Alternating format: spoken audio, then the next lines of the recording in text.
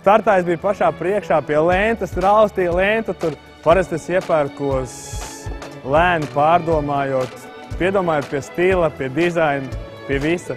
Mans uzdevums bija saģērbties tā, ka spēlētu futbolu dubļainā laukumā.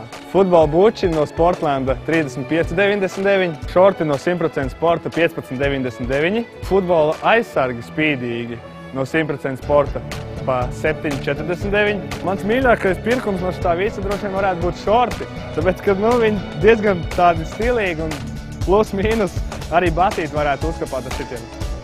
Man baigi patīk šitie spīdīgi. Es gribu noķert Alfas 1000.